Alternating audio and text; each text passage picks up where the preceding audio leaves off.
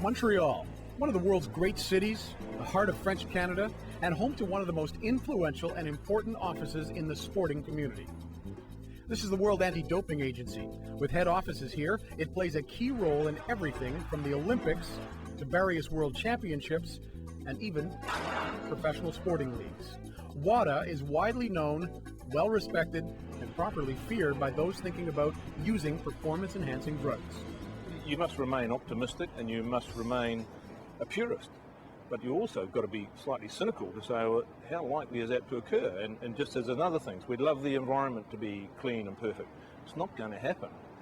And the same thing is you're not going to open a barrel of apples and find no rotten ones.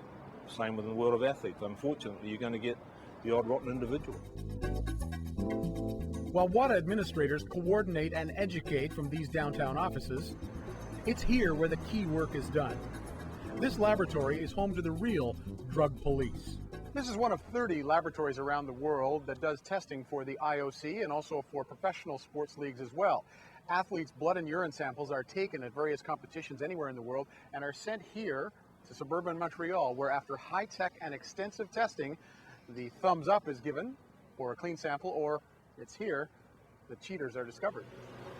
Blood would be kept here at -4, but the urine samples are being kept here. Dr. Christiane Ayotte runs the operation and leads a team of crack young scientists who are constantly refining their techniques as the cheaters constantly try to keep a step ahead of the drug testing process.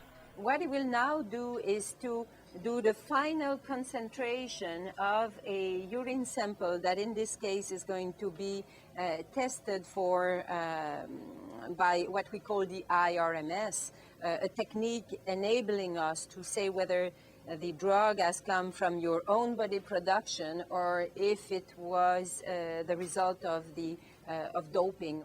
So now these samples right here, they've been sent to you from somewhere around the world. Is the transportation affected? Do they remain stable if they come from the other side of the world? Absolutely, as long as it is, of course, within a reasonable period of time. The scientists here do testing on samples from various sports and from various athletes. They could be dealing with some big names, well-known names, from high-profile professional basketballers in the NBA to gold medal Olympic sprinters to world champion weightlifters. But those names are protected. You could be looking at a urine sample from Kobe Bryant or Shaquille O'Neal. Yeah, and the good part of this is that I will never know. And we will never know because we're only having, as you can see here, samples that are bearing a code. In addition to being frustrated about athletes trying to cheat by doping, Dr. Ayotte has issues with the pointing of fingers of blame. Often after a positive test find, people like herself and her team become the objects of outrage from indignant athletes.